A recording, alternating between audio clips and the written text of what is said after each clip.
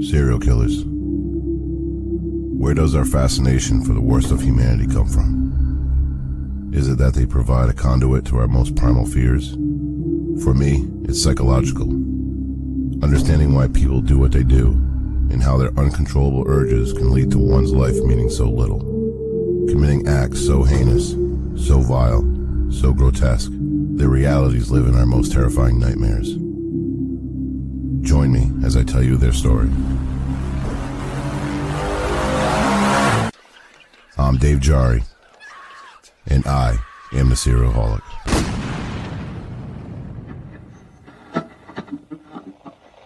This episode of the Serialholic contains descriptions of disturbing graphic content which may be offensive to some people.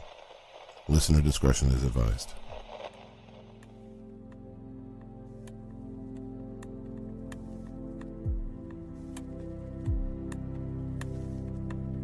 Hunter and gatherer societies date back nearly 2 million years.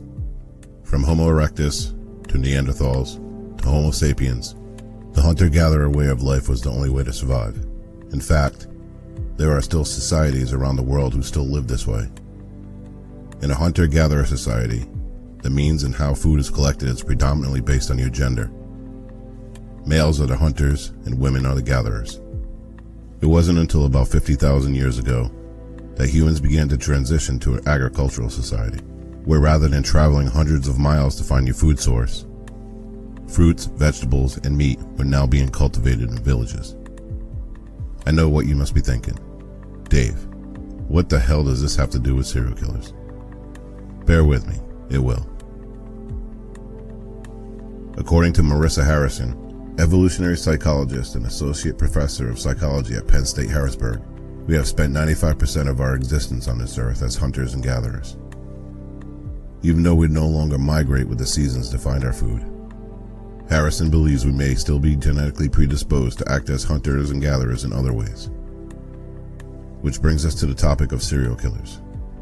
Are you ready? Male serial killers are hunters, whose victims are 6 times more likely to be strangers. Males see their prey, they stalk, lurk in shadows waiting for the right time to strike. Women serial killers, on the other hand, tend to be gatherers. They are more likely to kill people that are close to them. They work for, befriend, and marry their victims. They usually kill for social, emotional, or financial gain. But there is one more thing that women serial killers are more apt to do over their male counterparts, and that is, they kill their own children. One woman in the state of New York had the medical community thinking they had discovered a new death gene, but to her family and friends, they were thinking something a lot more sinister. From 1971 to 1985, 8 biological children and 1 adopted child raised by this woman never reached the age of 5. Her name, Mary Beth Tinning.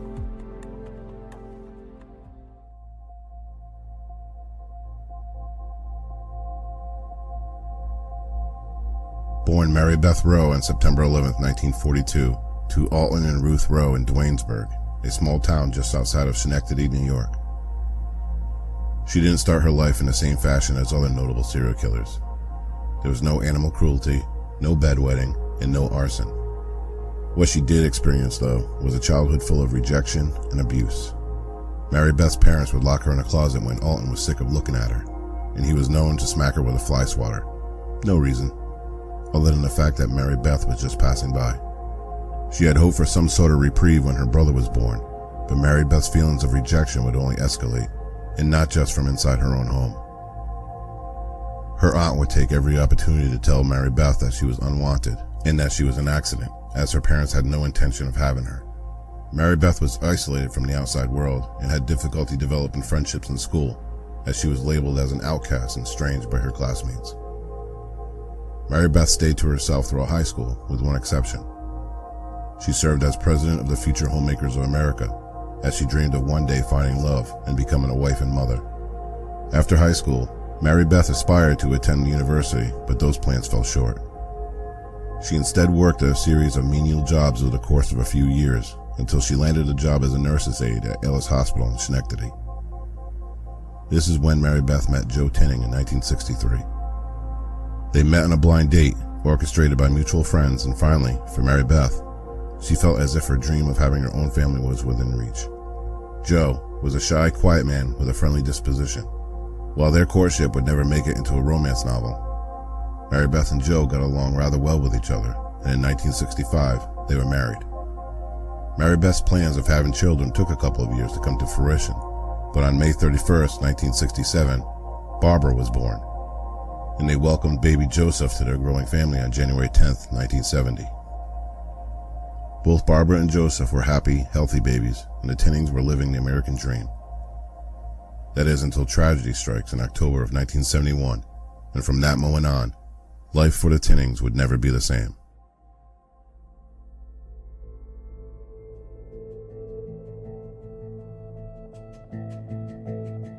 "1971 began with hope and promise. The Tinnings were the epitome of the mid-century American family. A house in Schenectady, 2 children.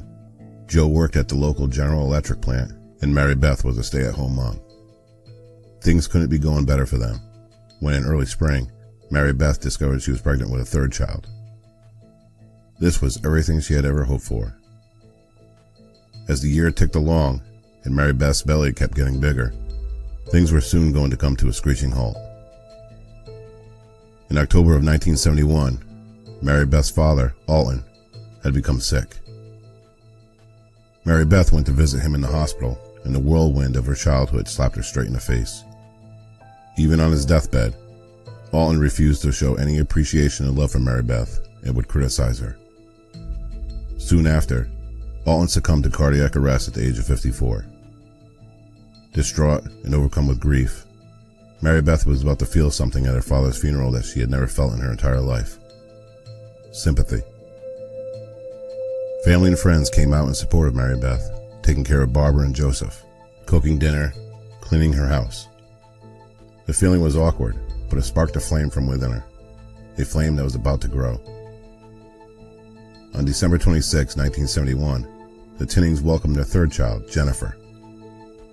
What should have been a happy moment turned out to be a mother's worst nightmare. Jennifer was sick. The doctors worked around the clock to try and save her, but on January 3rd, 1972, after just 8 days on this earth, Jennifer passed away from meningitis. If you thought this was the worst a Tinning family would have to experience, you are mistaken. It is going to get much, much worse.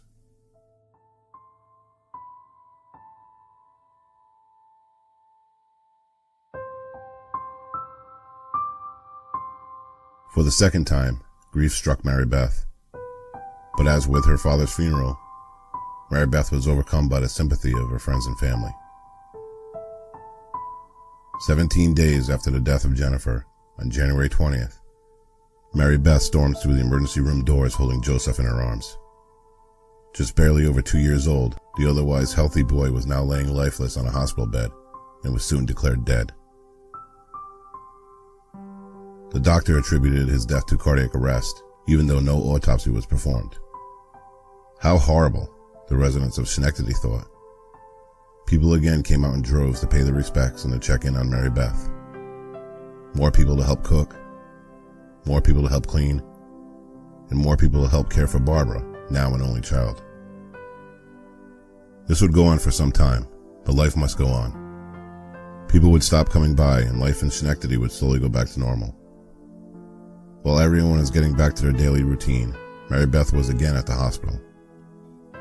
This time, on March 1st, 1972, it was 4.5-year-old Barbara who needed medical attention. Mary Beth had explained that Barbara was experiencing convulsions and was unresponsive. The hospital staff worked feverishly on Barbara and were able to resuscitate her.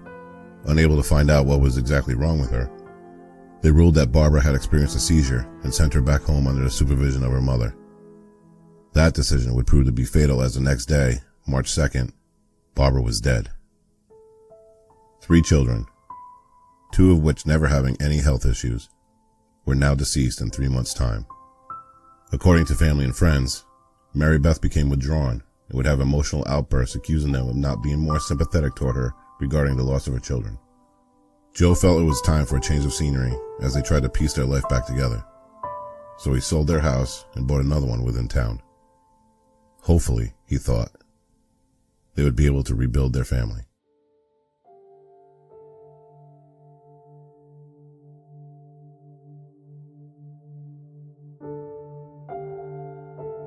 Now settled into their new home, Mary Beth and Joe reached out to the Department of Social Services, expressing their interest in becoming foster parents. In the fall of 1972, the Tinnings welcomed a foster child named Robert. He stayed with them until January of '73, and then they brought in another foster named Linda. Linda was sent back to social services in early spring once Mary Beth discovered she was pregnant with their fourth child. On November 21st, 1973, Timothy Tinning was born.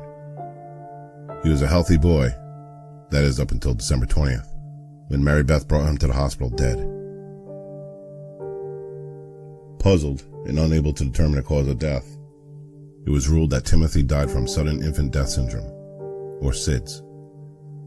While much of the family were absolutely devastated by the loss of the Tinning's fourth child, whispers of wrongdoing began to creep into conversations. Questions of how seemingly normal, healthy children would suddenly turn up dead, and if this was truly related to genetics, why would Mary Beth keep having children? Things weren't going so well for Joe either. Saddened by the mounting loss of his children, and accompanied by Mary Beth's lack of fiscal responsibility, well-mannered and shy Joe began to argue with Mary Beth. The family was on the brink of falling apart. In the spring of 1974, Joe was admitted to the hospital, and after a series of tests, it was discovered that Joe was suffering from a near-fatal overdose of barbiturates. How any of these events leading up to this moment didn't raise any red flags is beyond me. But through it all, Joe and Mary Beth decided to work it out, but under one condition. Joe requests that Mary Beth seek inpatient psychiatric help. She agreed, but unbeknownst to Joe, she escaped from the hospital when telling that the doctor said that she was fine.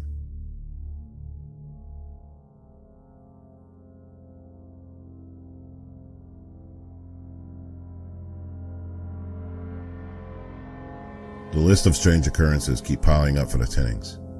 To those in the outside world, it would appear that Mary Beth and Joe have the worst of luck. But for those closer to the family, this all started to seem like an inside job. Not long after Mary Beth had returned to Joe from the hospital, the Tinning household was ransacked, and life continued to spiral out of control for Joe and Mary Beth.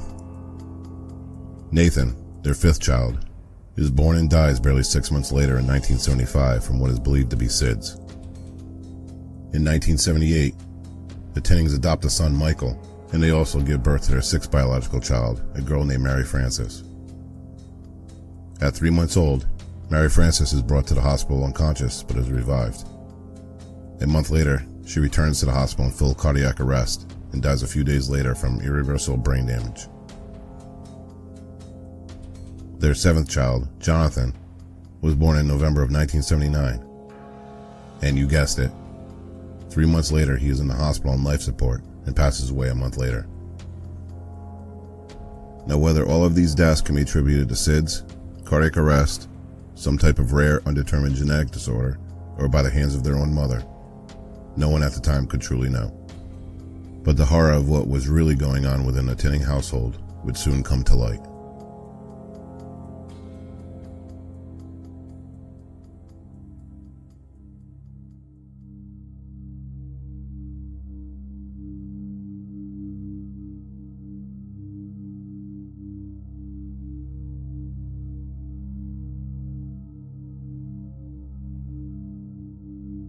Remember the Tinnings' adopted son, Michael? Surely he would grow to be healthy and live a productive life as he doesn't share the same DNA as his siblings. Think again.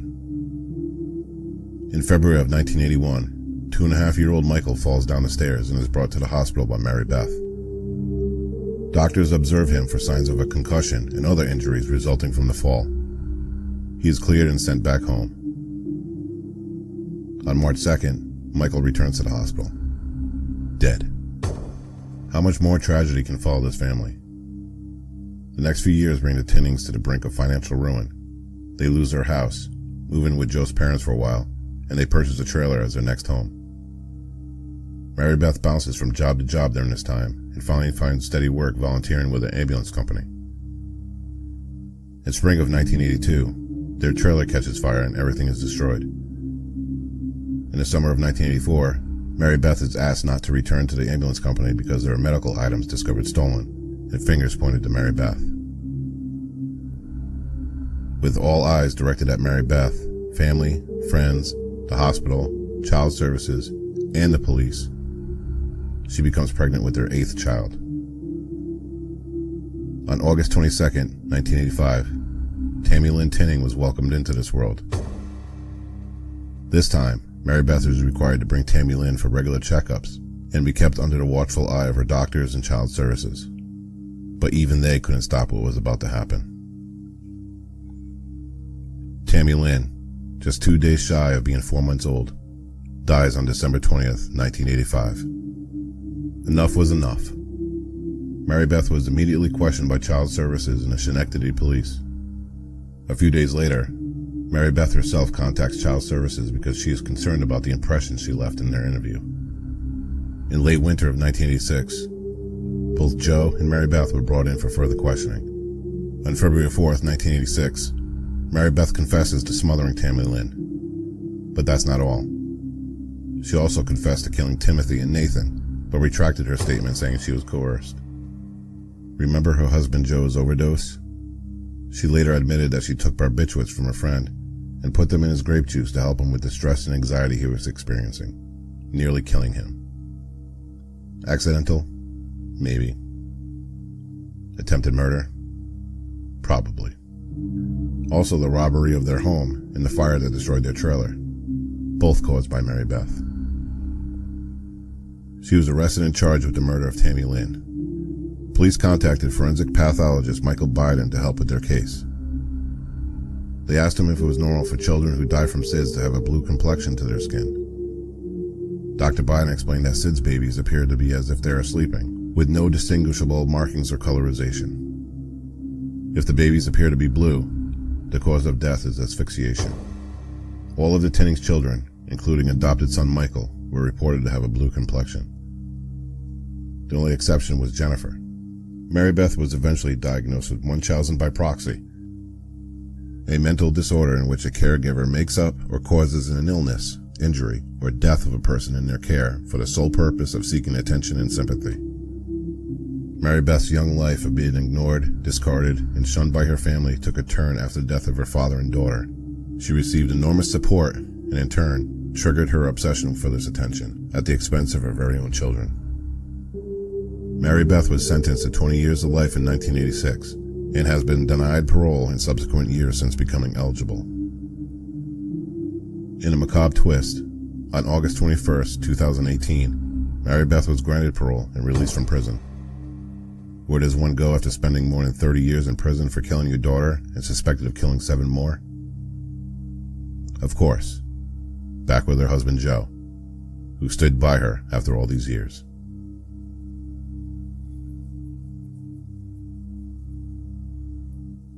This episode of The Serialholic was written and produced by me, Dave Jari.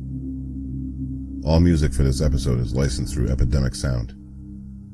Please visit me at theserialholic.com where you can read my profile, connect with me on Facebook, Instagram, and chat with me on Messenger. As always, stay tuned for more episodes, and thank you for being a Serialholic.